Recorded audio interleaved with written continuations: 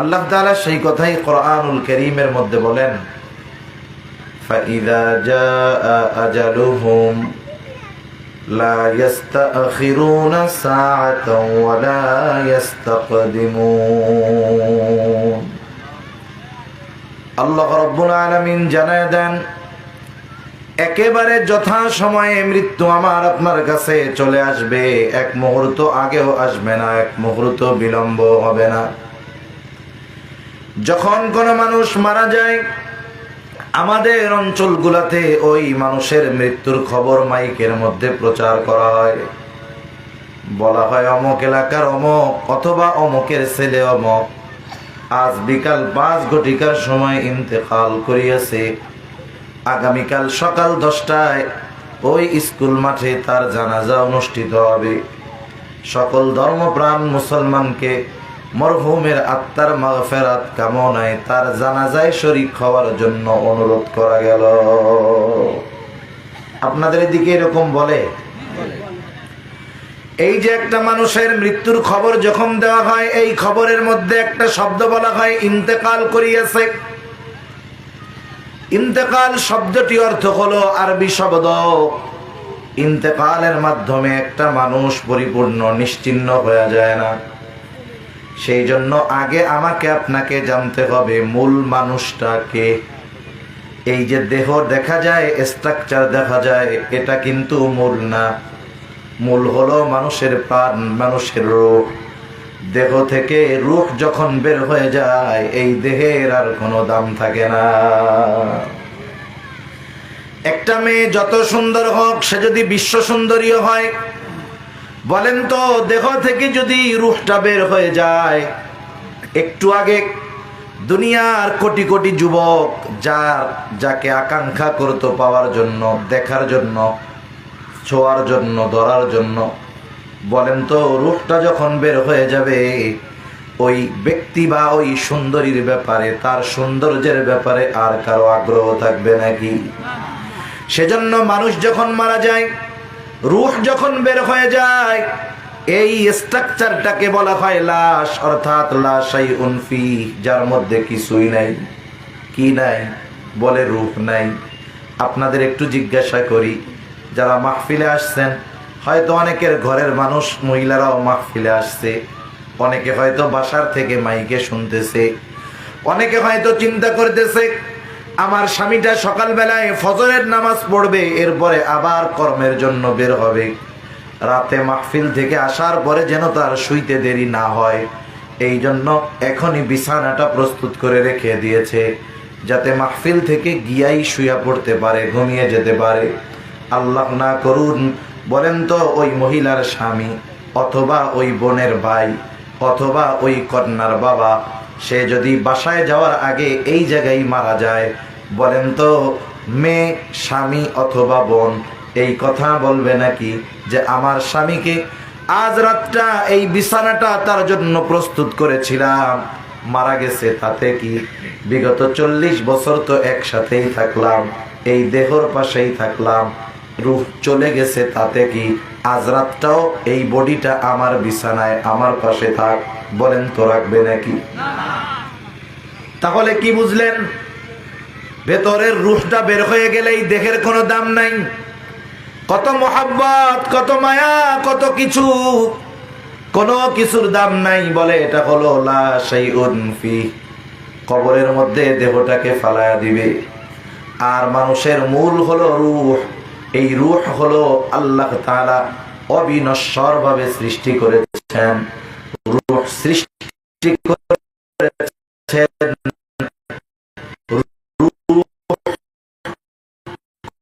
কখনো মরবে না, কিন্তু আল্লাহ তাআলা শুধুমাত্র রূহকে দিবেন। এমন একটা সময় রূহেরও কোনো অস্তিত্ব ছিল না। আল্লাহ তাআলা আদম আলাইহিস সালামকে সৃষ্টি করেছে। হাদিসের মধ্যে আসছে, আল্লাহর নবী বলেন, আল্লাহ তাআলা আদমকে সৃষ্টি করেছেন মাটি থেকে, আর আমাদেরকে সৃষ্টি করেছেন আদম থেকে। কিয়ামত পর্যন্ত যত মানুষ আসবে, যত মানুষ আছে, যত মানুষ দুনিয়া থেকে চলে গেছে, আল্লাহ তাআলা একত্রে আদম আলাইহিস সালামের পৃষ্ঠদেশ থেকে সকলের রূহ আল্লাহ বের করেছে। তাহলে রূহ একটা সময় ছিল রূহের জগতে, যেটাকে আলমে আরওয়াহ রূহের জগৎ বলা হয়। ওইখান থেকে আল্লাহ তাআলা কিছু দিনের জন্য পাঠিয়েছে মায়ের পেটে, এটাকে আলমে বাতন বলা হয়। এরপরে মায়ের গর্ভ থেকে আমরা দুনিয়ায় যখন এসেছি, এই দেহটার মধ্যে রূহ আছে, এখন আছি দুনিয়ার মধ্যে, এটাকে বলা হয় আলমে দুনিয়া। রূহ ঠিকই আছে, শুধু স্থান আর অবস্থান পরিবর্তন করে। এইবার রূহটা এই যে স্ট্রাকচার দেহর মধ্যে আছে, এটাকে বলা হয় আলমে দুনিয়া। এখান থেকে যখন মেয়াদ ফুরায় যাবে, রূহটা আবার স্থানান্তরিত হয়ে নতুন আর এক জগতে চলে যাবে, হাদিসের ভাষায় যেটাকে বলা হয় আলমে বরজাখ। একটা মানুষ মারা যাওয়ার পরে কবরস্থ করা হোক অথবা না হোক, তার অবস্থান হয় আলমে বরজখে। কোথায় বলেন? আলমে বরজখ। আলমে বরজখেও দুইটা অবস্থা হয় মানুষের। এই দুনিয়ার জগৎ এটা যদিও অল্প সময়, 50, 60, 70 গড় আয়ু এই উম্মতের, 60 থেকে 70 বছর। কেউ আরো আগেও দুনিয়া থেকে চলে যায়, ধরেন গড় আয়ু 70 বছর। এই 70 বছর এই দুনিয়ার হায়াত, এটা নিতান্তই কম। তবে এই 70 বছর হায়াতের দাম অনেক বেশি, যার কারণে যেই ব্যক্তি এই 70 বছরের হায়াতটা কাজে লাগায়, আল্লাহ তাআলার আদেশ নিষেধ মেনে জীবনটাকে চালায়, ওই লোকটা অনন্তকালের জন্য সুখী হয়ে যায়। আর যেই লোকটা এই 60-70 বছর মন চায় যা করে, আল্লাহ তাআলার আদেশ নিষেধ মানে না, খাও দুনিয়াটা মস্ত বড়, খাও দাও ফুর্তি করো, এই উসুলের উপরে জীবনটাকে চালায়, এই 70 বছরের মজা ভোগ করতে গিয়া ওই লোকটা অনন্তকালের সুখ স্বাচ্ছন্দ্য শান্তিকে হারায় এবং অনন্তকালের জন্য সে জাহান্নামী হয়ে যায়। তাহলে কয়েকটা জিনিস মনে রাখলে আমার কথা বুঝতে সহজ হবে। বলেন, দুনিয়ার হায়াত কম না বেশি? অনেক কম। তবে বলেন, দুনিয়ার এই হায়াতের দাম কম না বেশি? সবচাইতে দামি সময় হলো এই দুনিয়ার সময়। আলমে বরজখে যখন মানুষকে দেওয়া হবে, মানুষ স্থানান্তরিত হবে, আলমে বরজখে মানুষের অবস্থা হবে দুইটা। হয়তো আলমে বরজখে শান্তিতে থাকবে, তবে এত কথা বলার সময় সুযোগ কোনোটাই নাই, শুধু এতটুকু বলি, আলমে বরজখে যারা শান্তিতে থাকবে কারা? বলে দুনিয়ায় ঈমান আমল আনছে, ভালো কাজ করেছে যারা, আলমে বরজখে শান্তিতে থাকবে। এই শান্তিটা কতটুক? এই শান্তিটা কতটুক? যে আলমে বরজখে শান্তিতে থাকবে, ও মনে করবে এটাই মনে হয় জান্নাত, কারণ এর চাইতে আরামের শান্তির আর কোনো কিছুই হতে পারে না। এইবার ফেরেশতারা তাকে বলবে, না না, তুমি মনে করতেছ এটা জান্নাত, আসলে এটা জান্নাত নয়। জান্নাতের নেয়ামতের তুলনায় এই নেয়ামত কোনো কিছুই না, বরং আল্লাহ তাআলা তোমার জন্য কল্পনাতীত নেয়ামত জান্নাতের মধ্যে প্রস্তুত করে রাখছে, যেটা তোমাকে কিয়ামতের পরে আল্লাহ তাআলা দিয়ে দিবে। আপনি একটা জিনিস আছে আপনার কাছে, ভালো ভালো একটা জিনিস আছে, যখন আপনি বিশ্বস্ত সূত্রে এর চাইতে আরো অনেক ভালো জিনিসের খবর পাইছেন, বলেন তো তাইলে আগের ভালোটা কি আর তখন ভাল লাগবে? তখন কি মন চাইবে? ওইটা কখন পাওয়া যায়, ঠিক কিনা বলে? এইবার ওই ব্যক্তি আল্লাহর কাছে ফরিয়াদ করবে আর বলবে, আল্লাহ যথা দ্রুত সম্ভব কিয়ামত কায়েম করেন, আমি আমার আসল বাসস্থানে যেতে চাই। আবার যার কবরটা জাহান্নামের গর্ত হবে, তথা যে আলমে বরজখে শাস্তিযোগ্য হবে, শাস্তি পাবে, ও মনে করবে এটাই মনে হয় জাহান্নাম, কারণ এর চাইতে কষ্টের শাস্তি আর কিছুই হতে পারে না। ফেরেশতারা তখন বলবে, না না, জাহান্নামের শাস্তির তুলনায় এটা কোনো কিছুই না, বরং এর চাইতে কল্পনাতীত শাস্তি আল্লাহ তাআলা তোমার জন্য প্রস্তুত করে রাখছে। একটা মানুষ আছে ছোট্ট একটা বিপদে, এখন যদি ওর চাইতে বহুগুণ কল্পনাতীত বিপদের খবর সে পায়, বলেন তো এখন যেই বিপদে আছে এইটাই তার কাছে ভালো লাগবে বড়টার চাইতে, ঠিক কিনা বলে? বড়টার কথা চিন্তা করে ছোটটার বিষয়ে সে বেখবরের মতো হয়ে যাবে। সে মনে করবে এটাই ভালো। এইবার সে আল্লাহর কাছে ফরিয়াদ করবে আর বলবে, আল্লাহ আপনি কিয়ামত কায়েম কইরেন না, কিয়ামত কায়েম কইরেন না। আমি শুধু এতটুকু বুঝাইতে চাইলাম যে আলমে বরজখের শান্তিটাকে মনে করবে জান্নাত, আর আলমে বরজখের শাস্তিটাকে মানুষ মনে করবে জাহান্নাম। এই আলমে বরজখে আমাদের সবাইকে থাকতে হবে। কেউ যদি সমুদ্রে পড়ে মরে তাকেও থাকতে হবে, কেউ যদি কোনো হিংস্র প্রাণীর খাবার হয়ে যায় তাকেও থাকতে হবে আলমে বরজখে। আলমে বরজখে আমরা থাকবো দীর্ঘকাল, তবে অনন্তকাল নয়।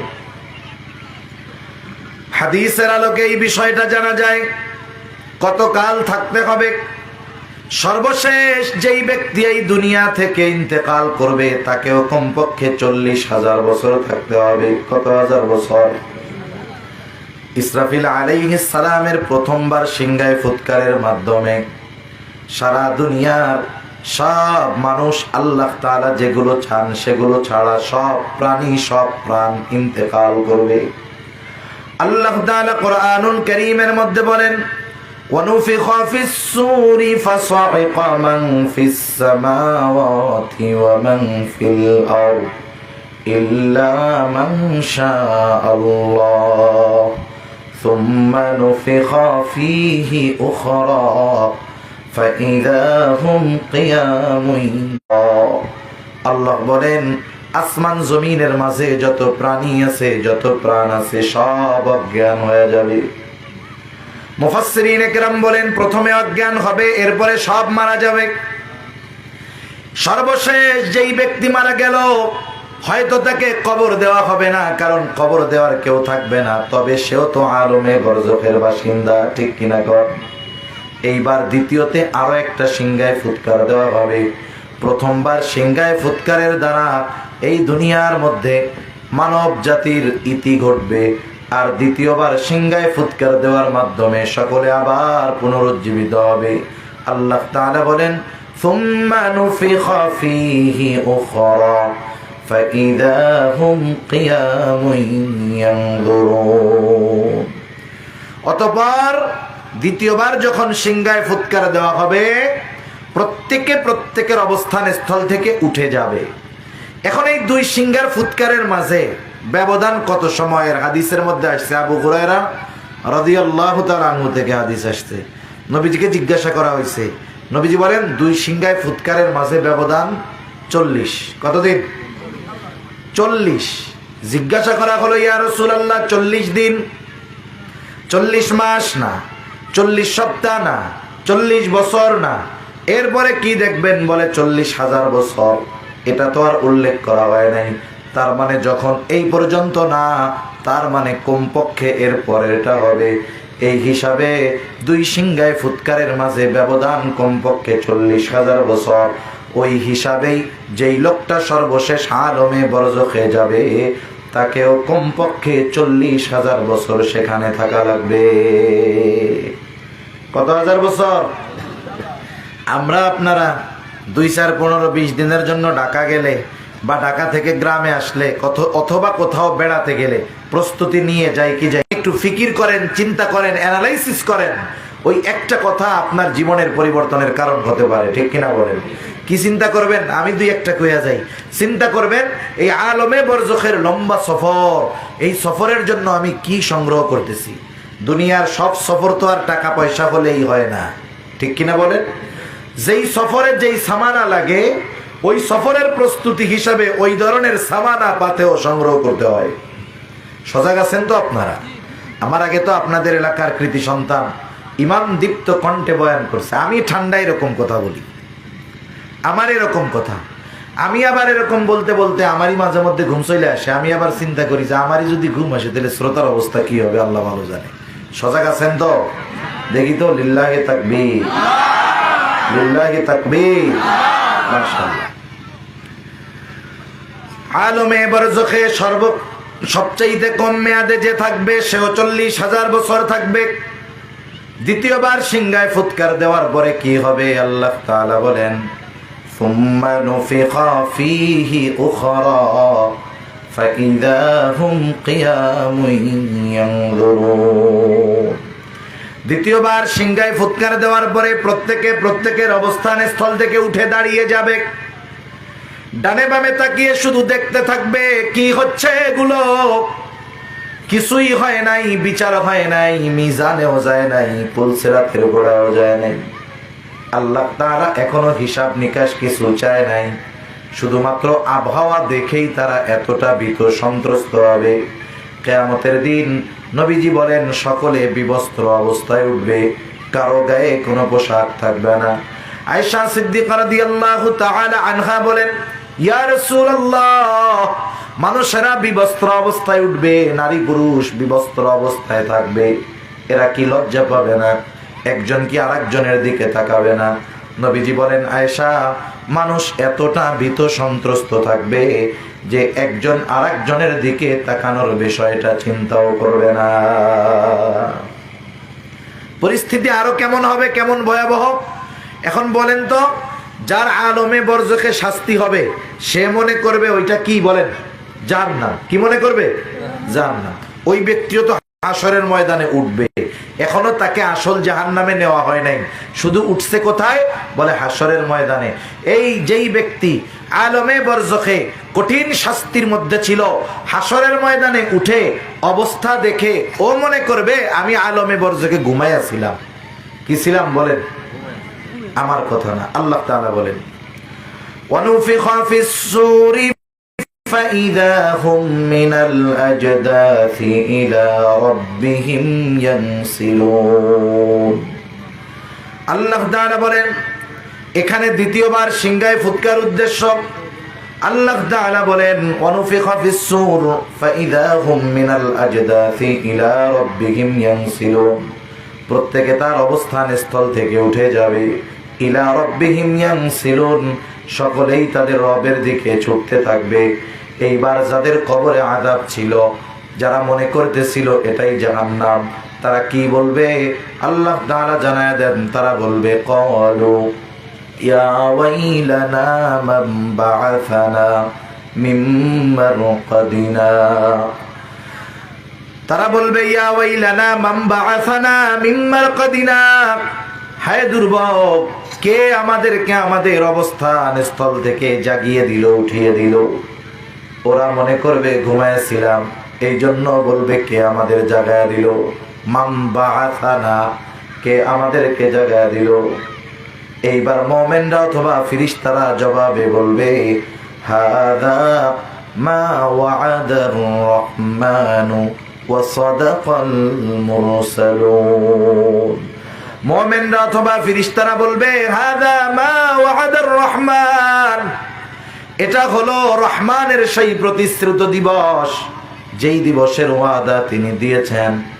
শুধু তিনি ওয়াদা দিয়েছেন তা নয়, ওয়া সাদাকাল মুরসালুন, ওই দিবসের সত্যায়ন সব রাসূলগণ করেছে। সব নবী রাসূল তার উম্মতদেরকে কিয়ামতের ব্যাপারে খবর দিয়েছে কি দেয় নাই? কথা কি বুঝেন? সব নবী রাসূল উম্মতদেরকে কিয়ামতের কথা বলেছে কি বলে নাই? জোরে বলেন না। বলেছে? বলছে। ওই দিনের অবস্থা কেমন হবে? বলে ওই দিনের এক এক দিনের মেয়াদ হবে ইয়াওমান কানা মিকদারুহু 50 আলফা সানা। কিয়ামতের দিনের এক একটা মেয়াদ হবে দুনিয়ার 50,000 বছরের সমান। ওই দিনটা কঠিন একদিন। আমার আপনার জীবনের প্রত্যেকটা মুহূর্তের হিসাব আল্লাহর সামনে দেওয়া লাগবে। লম্বা কথা, কিয়ামতের দিন মানুষ কয়েকটা সময় একেবারে খুব পেরেশানিতে থাকবে। এর মধ্যে একটা সময় হলো যখন আমলনামা দেওয়ার ঘোষণা দেওয়া হবে। আমলনামা দেওয়ার ঘোষণা যখন দেওয়া হবে, সব কিছু নিস্তব্ধ, একেবারে নীরব হয়ে যাবে। আল্লাহ তাআলা আমলনামাগুলো ছেড়ে দিবে। আমলনামা যার কাছে হুবহু তার কাছে গিয়ে পৌঁছায়া যাবে। প্রত্যেকে আমলনামা গ্রহণ করার জন্য প্রস্তুত হবে। কেউ ডান হাতে আমল নামা পাবে, কেউ বা বাম হাতে পাবে। বিষয়টা হলো, দুনিয়ায় যদি আমার মন চায় আমি ডান হাতেও পানি পান করতে পারি, যদি মন চায় বাম হাতেও করতে পারি, কিন্তু কিয়ামতের দিন মন চাইলেই ডান হাতে আমল নামা নেওয়া যাবে না, মন চাইলেই বাম হাতে নেওয়া যাবে না। কে কোন হাতে আমল নামা পাবে সেটা নির্ভর করবে তার দুনিয়ার আমলের উপর। দুনিয়ার আমল যদি ভালো হয় এমনি সে ডান হাতে আমল নামা পেয়ে যাবে। আর যারা ডান হাতে আমল নামা পাবে এরাই তো সফল। এরা ডান হাতে আমল নামা পেয়ে কতটা খুশি হবে, এটা সরাই দিবেন।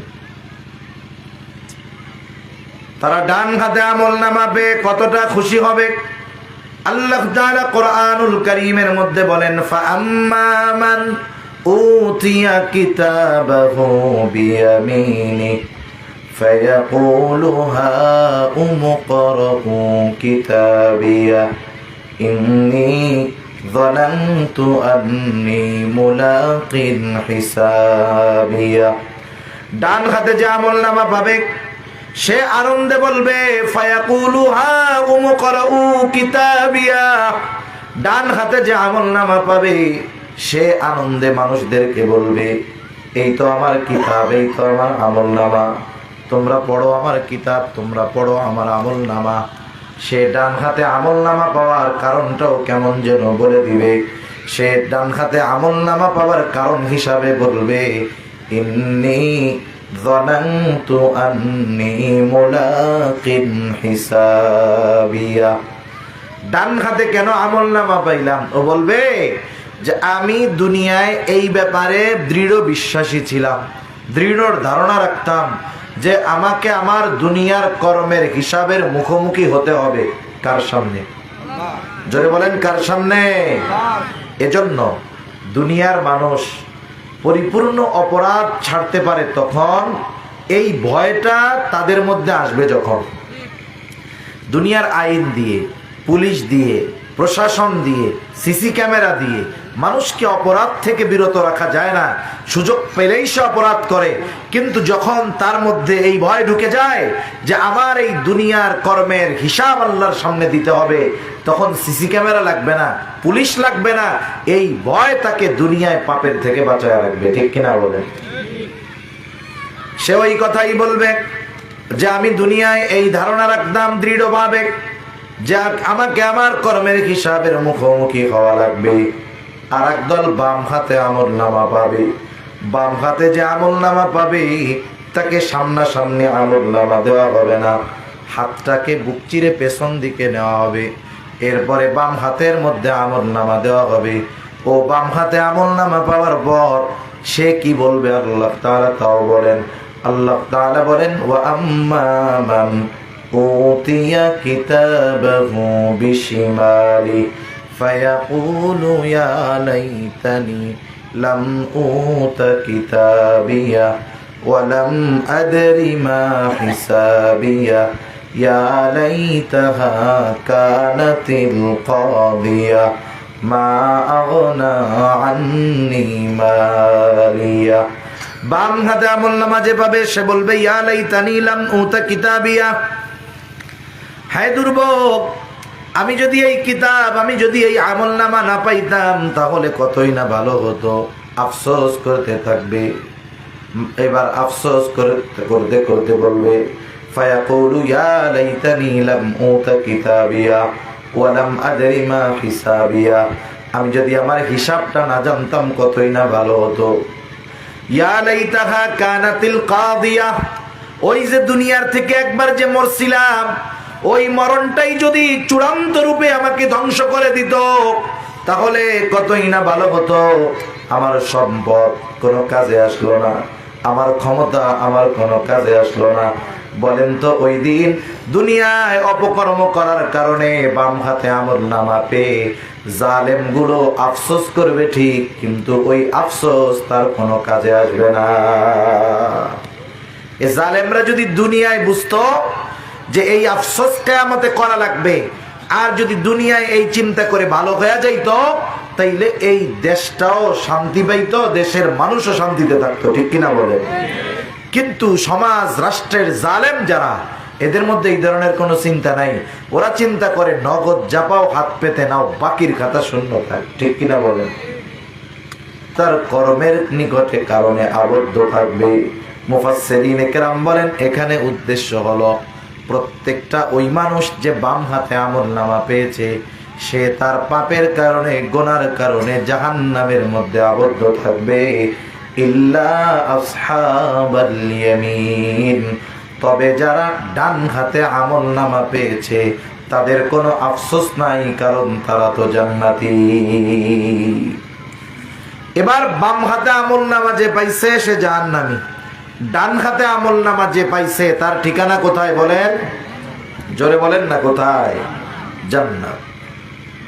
এখন জান্নাতি জান্নাতে গেছে, জান্নাতে যাওয়ার আগে মানুষের পেরেশানি থাকবে, কেউ কাউকে চিনবে না, কিন্তু জান্নাতে যাওয়ার পরে কেউ কাউকে ভুলবে না। জান্নাতে যাওয়ার আগে কেউ কাউকে চিনবে না, জান্নাতে যাওয়ার পরে কেউ কাউকে ভুলবে না। মনে করেন আমার আপনার সাথে আজকে দেখা হয়েছে প্রথম, আর জীবনে নাও হতে পারে। এই যে একদিনের দেখা যে হয়েছে, জান্নাতে গিয়ে জান্নাতি এই একদিন কিছু সময় যার সাথে দেখা হয়েছে একেও জান্নাতে গিয়ে খুঁজবে। সুবহানাল্লাহ। এত খোঁজা খুঁজবে, কিন্তু হাসরের ময়দানে নিজের পোলারেও চিনবে না। আল্লাহ তাআলা কোরআনুল কারীমের মধ্যে সেই কথাই বলেন, ইয়াউমা ইয়াফিরুল মারউ মিন আখিহি ওয়া উম্মিহি ওয়া আবিহি ওয়া সাহিবাতিহি ওয়া বানিহি লিকুল্লি ইমরিইম মিনহুম ইয়াউমাইযিন শা'নুন ইউগনি। আল্লাহ তাআলা বলেন কিয়ামতের দিন ভাই ভাইয়ের থেকে পলায়ন করবে। ওয়া উম্মিহি ওয়া আবিহি, পিতামাতার থেকে পলায়ন করবে। ওয়া সাহিবাতিহি ওয়া বানিহি, স্ত্রী সন্তানদের থেকে পলায়ন করবে। প্রত্যেকটা মানুষ নিজের বিশেষ চিন্তায় বিভোর থাকবে। মা সন্তানকে চিনবে না, সন্তান মাকে চিনতে চাইবে না। প্রত্যেকে প্রত্যেকের পরিচয়কে লুকায় রাখবে, গোপন করে রাখবে। কিন্তু জান্নাতে যাওয়ার পর সবাইকে বুঝবে। এইবার জান্নাতি জান্নাতে গিয়া তাকায় দেখবে দুনিয়ার সব পরিচিত আপনজন প্রিয়জন, তাদেরকে জান্নাতে দেখা যায় না। আল্লাহ রাব্বুল আলামিন জান্নাতি আর জাহান্নামীদের মাঝে দেখা এবং কথাবার্তার ব্যবস্থা আল্লাহ তাআলা করে দিবে। তাফসীরে ইবনে কাসীর সহ দুনিয়ার সব প্রসিদ্ধ তাফসীরের মধ্যে আসছে, জান্নাতি জাহান্নামীকে দেখবে, জাহান্নামী জান্নাতীকে দেখতে পাবে। জান্নাতে থেকেই জাহান্নামীদেরকে দেখবে, জাহান্নামে থেকেই জান্নাতীদেরকে জাহান্নামীরা দেখতে পাবে। কেমনি কথা বলছেন এই মাইক দিয়া? আমাদের এলাকায় ইঁদুরের ওষুধ বিক্রি করে এসছে ভালো মাইক।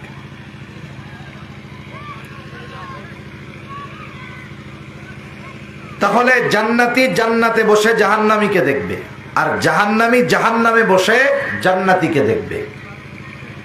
এবার আল্লাহ তাআলা যখন জান্নাতীর সামনে জাহান্নামীদের দেখাবে, জান্নাতি জাহান্নামের দিকে তাকায় দেখবে তার অনেক আপনজন প্রিয়জন, বন্ধু বান্ধব, আত্মীয় স্বজন জাহান্নামের শাস্তি ভোগ করতেছে। একই স্কুলে পড়তো, একই মাঠে খেলাধুলা করতো, একই বাজারে ব্যবসা করতো, একই এলাকায় বসবাস করতো। সে জান্নাতি, তার ওই বন্ধু জাহান্নামী। এই দৃশ্য দেখবার পর সে আল্লাহর দরবারে কৃতজ্ঞতার মাত্রা বাড়ায়া দিয়া বলবে, আল্লাহ আপনি যদি আমাকে দয়া না করতেন, আমাকেও হয়তো ওর সাথে জাহান্নামে থাকা লাগতো, কারণ দুনিয়ায় তো আমরা একসাথেই চলাফেরা করতাম। এইবার জাহান্নামীকে জান্নাতীদের দেখানো হবে। জাহান্নামী জান্নাতের মধ্যে তাকায়া দেখবে তার অনেক আপনজন প্রিয়জন, বন্ধু বান্ধব জান্নাতের নাজমে আমোদ ভোগ করতেছে। এইবার এই দৃশ্যটা দেখবার পর এমনিতেই তো তার শাস্তির কারণে কষ্ট, আবার যখন জান্নাতের মধ্যে আপনজন প্রিয়জন বন্ধু বান্ধবদেরকে দেখবে, এইবার হবে হলো আফসোস। আফসোস মানুষের কষ্টকে আরো বাড়ায় দেয়। এইবার এমনি আযাব, আফসোসের কারণে আযাবের তীব্রতা আরো বেশি অনুভব হবে। আফসোস করবে কি আফসোস? দুনিয়ায় একসাথে পড়ে, একই বাজারে ব্যবসা করে, একই খেতে কাজ করে, একই মাঠে খেলাধুলা করে, একজন নামাজ পড়ে আর একজন নামাজ পড়ে না, আছে না নাই? নামাজি বন্ধু যখন বলে আসো বন্ধু নামাজ পড়ে আসি, আমার প্যান্টই পাক নাই। নামাজ না পড়ার বাহানা কি কয়, আমার প্যান্ট পাক নাই, প্যান্ট আমার না পাক, নামাজ না পড়ার জন্য এটা কয়ে বসে। ও আফসোস করবে, আহারে সেই দিন যদি মিথ্যা কথা না কইয়া বন্ধুর সাথে নামাজে যাইতাম, তাহলে হয়তো আজকে আমিও বন্ধুর সাথে জান্নাতে থাকতে পারতাম।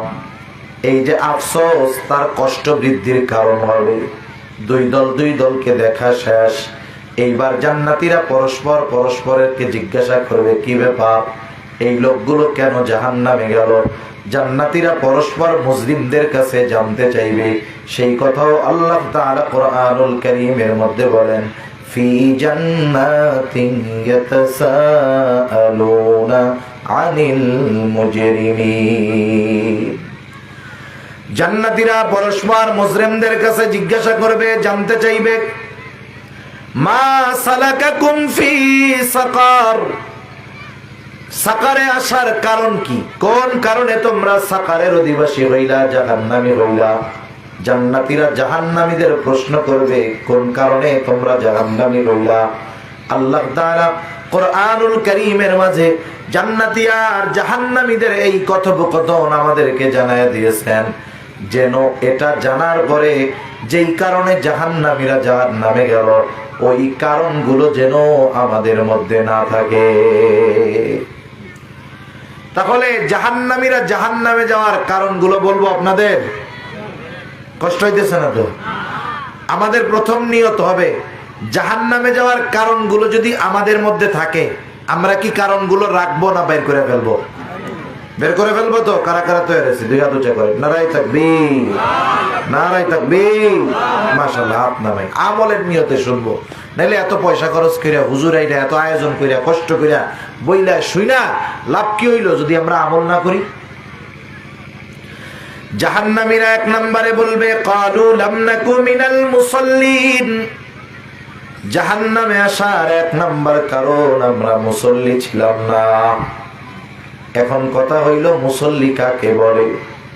শুক্রবারে জুমার দিন একদিন মসজিদে গিয়ে যে হাজিরা দেয়, সে আসলে মুসল্লি না। মুসল্লি হলো সে যে শত ব্যস্ততায় 5 ওয়াক্ত নামাজ ছাড়ে না। সপ্তাহে একদিন নামাজ পড়লে মুসল্লি নয়। মুসল্লি তো এমন হয়, সে যত কর্মে ব্যস্ততা থাকুক না কেন, তার অন্তরে সব সময় নামাজের চিন্তা থাকে, অন্তরে সব সময় মসজিদে যাওয়ার চিন্তা থাকে। আরে এক হাদিসের মধ্যে আসছে, নবীজি বলেন, আল্লাহ তাআলা কিয়ামতের দিন যখন কোথাও কোনো ছায়া থাকবে না, সূর্যটা কত দূর, 9,30,00,000 মাইল দূরে সূর্য। সূর্য পৃথিবীর চেয়ে 13 লক্ষ গুণ বড়। ওই বিশাল সূর্য 9,30,00,000 মাইল দূর থেকে যেই আলো আসে দুনিয়ায়, শীতের সময় যেমন তেমন, গরমের সময় সহ্য করা যায় না। আমাদের দেশেই কত কষ্ট হয়। বিজ্ঞান বলে, সূর্যের যেই দিকটা শীতল তথা গরম কম, ওই দিকটা দুনিয়াবাসীর দিকে দেওয়া, আর যেই দিকটা বেশি গরম ওইটা দুনিয়াবাসীর দিকে নয়। কিয়ামতের দিন সূর্যটা একেবারে কাছে থাকবে, সূর্যের গরম দিকটা হাসরবাসীর দিকে থাকবে। কি প্রচন্ড গরম হবে একটু চিন্তা করেন। নবীজি বলেন, ওই দিন কোথাও কোনো ছায়া থাকবে না, আল্লাহ তাআলার আরশের ছায়া ছাড়া। আল্লাহর আরশের ছায়ায় 7 শ্রেণীর মানুষ স্থান পাবে। কয় শ্রেণীর মানুষ? এর মধ্যে এক শ্রেণীর মানুষ হলো রাজুলুন কলবুহু মুআল্লাকুন ফিল মাসাজিদ। নবীজি বলেন, ওই ব্যক্তি আরশের ছায়ায় স্থান পাবে যার অন্তর সর্বদা মসজিদের সাথে লাগানো থাকতো। সে মসজিদের সাথে সব সময় থাকতো, বা মসজিদের ভিতরে সব সময় থাকতো, বিষয়টা এমন নয়, বরং তার অন্তর সর্বদা মসজিদের সাথে থাকতো। অনেক সময় হয় না, আপনাদের এলাকার অনেক ছেলে পেলে শহরে, ঢাকায় বা অনেক দূরে আছে না, এরকম ফোন দেয় বন্ধুদের কাছে। ফোন দিয়ে কি বলে? বলে, বন্ধুরে আমি তো আছি চট্টগ্রাম, কিন্তু আমার মনটা পড়ে রয়েছে আমাদের গ্রামে। এরকম বলে না? দেহটা চট্টগ্রাম কিন্তু মনটা আছে কোথায়? গ্রামে। ওই যে মুসল্লি, সে যত কাজে যাক, যেই কাজ তার থাক, আজান হয় আর অন্তরের মধ্যে নামাজের পেরেশানি শুরু হয়, দৌড় দিয়া মসজিদে চলে আসে। ঠিক কিনা বলে? দোকানদার বাজারে দোকানদারি করে, কাস্টমার যত থাকে থাক, আজান হইছে তো দোকান বন্ধ, মসজিদের দিকে দৌড়ায়। জমিনের মধ্যে কাজ করতেছে, আজান হইছে আর কোনো কাজ নাই, দৌড় দিয়া মসজিদে চলে আসে। এই ধরনের মানুষ, এই মানুষগুলোই হইল আসল মুসল্লি। আর আসল মুসল্লি গুলো কিয়ামতের দিন আরশের ছায়ায় স্থান পাবে। এখন ওরা বলে আমরা মুসল্লি ছিলাম না, তার মানে আমরা কি ছিলাম না? নামাজি ছিলাম না। নামাজ হলো এমন এক ইবাদত, ইমানের পরে সবচাইতে গুরুত্বপূর্ণ ইবাদত হলো নামাজ। আমাদের দুনিয়ার সব আমলের হিসাব আল্লাহর সামনে দেওয়া লাগবে। আর নবীজি বলেন, আউয়ালু মা ইউহাসাবু বিহিল আবদু